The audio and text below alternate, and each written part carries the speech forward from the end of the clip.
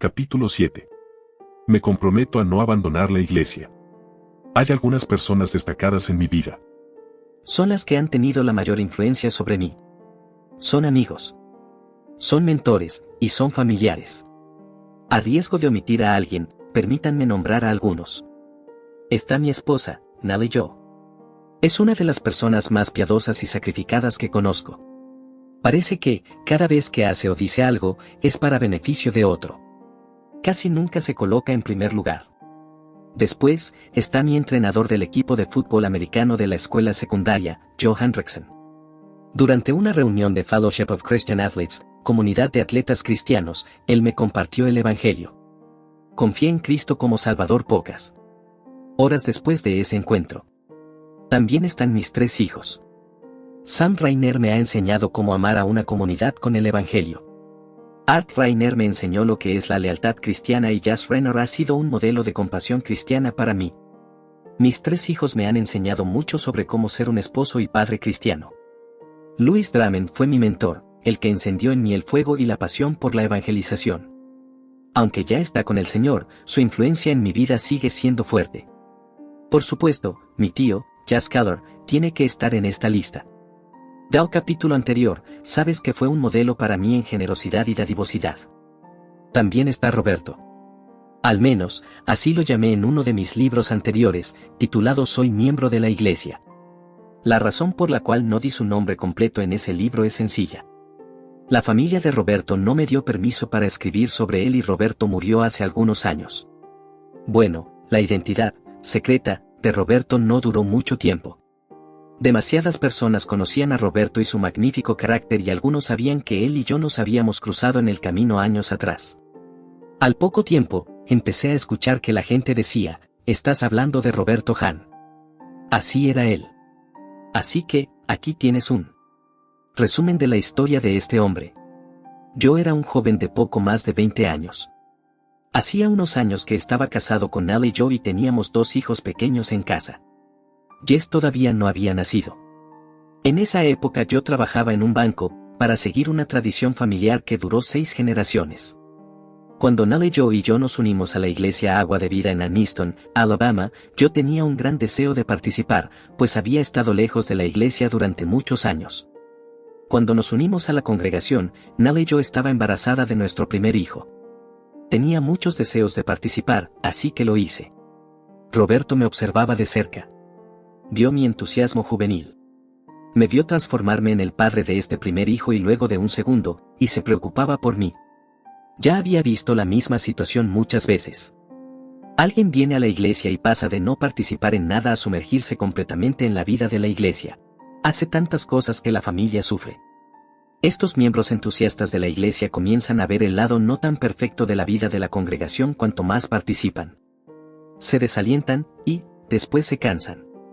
Suelen abandonar. Desertan. Se transforman en otra estadística congregacional. Se los llama los cristianos cometas. Llegan como un fuego abrasador pero, al poco tiempo, desaparecen. Roberto Hahn vio lo que me estaba sucediendo y comenzó a guiarme. Nunca me sermoneó.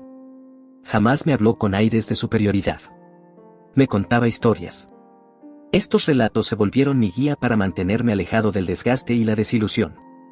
Sé que Dios usó a Roberto para mantenerme en una trayectoria que, con el tiempo, me llevaría al seminario y al ministerio vocacional. Sin su ayuda, yo podría haber abandonado la iglesia. El síndrome del desgaste. Ha habido muchos estudios sobre las personas que abandonan la iglesia. Todos cuentan historias similares. La gente se va de la iglesia por diversas razones, las cuales suelen repetirse. Alguien hirió sus sentimientos. No tenían oportunidades de servir o servían en tantos lugares que comenzaron a desgastarse y a guardarles rencor a los que no servían. Hay muchas otras historias similares. Sin embargo, hay un hilo en común que atraviesa muchos de estos relatos. Hay algo en la iglesia que trae gran desilusión y desaliento. El desgaste puede producirse cuando un miembro de la iglesia está haciendo demasiado, o demasiado poco, o puede suceder cuando un miembro de la iglesia se dedica a algo por lo cual no tiene pasión. Este libro no es una lista de cosas que hay que hacer para agradar a Dios o para ser un buen miembro de la iglesia. Es una expresión de un natural desborde de ministerio que debería suceder por nuestro amor a Cristo y a su iglesia. En el capítulo 9, veremos esta cuestión con mayor detalle. Por ahora, concentrémonos en los factores que pueden evitar el desgaste en la iglesia. Tenemos una gran cantidad de investigación sobre la deserción de la iglesia que puede guiarnos en esta dirección. Sin duda, cada capítulo y versículo de la Biblia tienen su razón de ser. El Espíritu Santo guió a los escritores de la Escritura, y esos capítulos y versículos son ahora nuestro canon. Para algunos, puede haber una cierta tensión entre la gracia y las obras. Podríamos hacer un estudio que dure toda la vida sobre este tema, pero, por ahora, realicemos un resumen abreviado. Uno de los pasajes más citados de la Biblia es Efesios capítulo 2 versículos 8 y 9, porque por gracia habéis sido salvados por medio de la fe, y esto no de vosotros, sino que es don de Dios, no por obras, para que nadie se gloríe. Estos versículos son bien claros. Nuestra salvación viene por gracia, el favor inmerecido que recibimos de Dios mediante la fe en Cristo. Pablo, el escritor de este libro, no se detiene aquí. No solo nos dice cómo somos salvos, nos informa cómo no somos salvos. Nos comunica que nuestra salvación no viene de nosotros mismos ni de nuestras obras. ¿Lo entendiste? Las obras no nos salvan. No podemos terminar ahí el pasaje. El versículo 10 es una parte crítica de esta idea, porque somos hechura suya creados en Cristo Jesús para hacer buenas obras, las cuales Dios preparó de antemano para que anduviéramos en ellas. Lee ahora todo Efesios capítulo 2 versículos 8 al 10. Las obras no nos salvan, pero somos salvos para hacer buenas obras. Esta última frase es clave, las cuales Dios preparó de antemano para que anduviéramos en ellas. Dios ya tiene un plan para nuestro servicio, un plan para nuestras obras en la iglesia y más allá. Nuestra salvación es libre e inmerecida, pero tiene que llevarnos a hacer buenas obras para Dios. Entonces, ¿qué tienen que ver estos pasajes con el desgaste en la iglesia? Nos desgastamos cuando nuestra motivación es hacer obras para cualquier persona que no sea Dios. Déjame volver a mi historia sobre Roberto Hahn para explicar lo que estoy diciendo. Roberto se dio cuenta de que yo le decía, sí, a todos en la iglesia. Era diácono. Era maestro de la escuela dominical. Era líder de la misión para muchachos. Enseñaba el primer ciclo de una clase de entrenamiento. Estaba en un grupo de oración que se reunía a las 5 de la mañana. Guiaba un equipo de trabajo los sábados en la iglesia. Servía en 3 comités. Era ujier. ¿Entiendes a qué me refiero? Ninguno de esos ministerios eran malas decisiones. Simplemente, le había dicho que sí a todo el mundo. En un momento, estaba haciendo tantas cosas que no hacía nada bien. Entonces, Roberto intervino. Con su manera amable, me contó historias. Esas historias señalaban mis motivaciones para el ministerio en la iglesia. Soy lento, pero por fin lo comprendí. Mi motivación para lo que hacía era principalmente agradar a las personas. Mi pastor me pidió que llevara adelante el grupo misionero. Un amigo me pidió que enseñara en la escuela dominical. Un miembro de la iglesia que solía ser un cliente del banco me invitó a participar del grupo matutino de oración. Todos eran buenos ministerios. Tenían excelentes propósitos, pero mis motivaciones no siempre eran las correctas. Estaba tratando de agradar a las personas en lugar de agradar a Dios. Volvamos a ver Efesios capítulo 2 versículo 10, porque somos hechura suya, creados en Cristo Jesús para hacer buenas obras, las cuales Dios preparó de antemano para que anduviéramos en ellas. Las buenas obras que debemos hacer son las que Dios ha preparado. Esos son los lugares donde tenemos que andar. Tenemos que servir según Dios nos muestra. Nuestro objetivo es agradarle a Él. Nuestra motivación es glorificarlo, servirlo y agradarle. Si lo hacemos, serviremos con gozo y jamás nos desgastaremos. Por supuesto, se ha escrito muchísimo sobre cómo tenemos que servir a Dios en la iglesia. Los recursos sobre los dones espirituales, en particular, son invalorables para ayudarnos a comprender nuestras pasiones y talentos para servir. Por ahora, nos concentraremos en esta simple verdad. El desgaste en la iglesia no ocurrirá si buscamos agradar a Dios con nuestro servicio, en lugar de agradar a los demás. El factor de la atrofia ministerial. Aunque el desgaste puede llevarnos a abandonar la iglesia, un factor aún mayor en el ministerio es la atrofia. La palabra, atrofia, tiene un significado principal en la realidad biológica de que nuestros órganos y tejidos se deterioran si no los usamos. Aunque pasaron muchos años, recuerdo claramente el primer año que jugué al fútbol americano en la escuela secundaria. En mayo, había sufrido una fractura compuesta en la pierna al caerme de un caballo. Por fin me quitaron el yeso a mediados de julio, a solo 3 semanas de que comenzara la práctica de fútbol. Probablemente puedas anticipar el resto de la historia. Intenté practicar un deporte como el fútbol con una pierna que hacía más de 2 meses que no usaba. Mi desempeño fue pésimo. Los músculos de mi pierna no servían para nada. Se habían atrofiado. De la misma manera, nuestros músculos espirituales se atrofian si no los usamos. Mientras no servimos en nuestras iglesias debido a razones legalistas, no estamos usando nuestro músculo de servicio. Cuando Pablo les escribió a los Efesios, le escribió a una iglesia específica en Efeso. Quería recordarles a sus miembros su salvación por gracia mediante la fe, pero también tenía en claro que nuestra respuesta a la gracia son las obras con el poder del Señor. Permíteme ser franco. Si no estás sirviendo en la iglesia, no eres un miembro legítimo de la congregación. Cuando Pablo le escribió a la iglesia de Corinto, habló sobre cómo debemos servir al cuerpo de Cristo mediante la metáfora de los miembros. Recuerda las palabras de Pablo en 1 Corintios capítulo 12 versículo 27, ahora bien, vosotros sois el cuerpo de Cristo, y cada uno individualmente un miembro de él. Antes, Pablo nombró estas partes o miembros del cuerpo, el ojo, el oído, la mano y los pies. Lo que quiso decir está clarísimo. Si un miembro no funciona, no le sirve al cuerpo. Si eres un miembro de la iglesia que no funciona ni presta ningún servicio, no le sirves al cuerpo. Tu ministerio se está atrofiando. Puedo anticipar algunas objeciones a esta afirmación. Ya las he escuchado antes. Puedo resumirlas con una serie de intercambios de correos electrónicos que tuve con una amiga. Ella me escribió para informarme que había decidido abandonar la vida de la iglesia.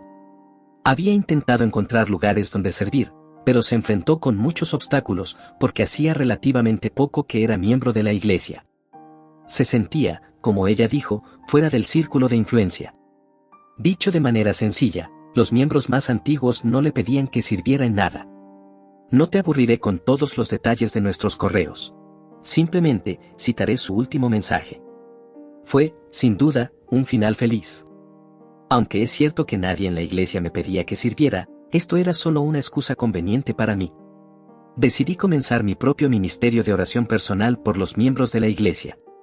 Cada día, tomaba el directorio de la congregación y empezaba a orar por los miembros y el personal de la iglesia, llamándolos por su nombre.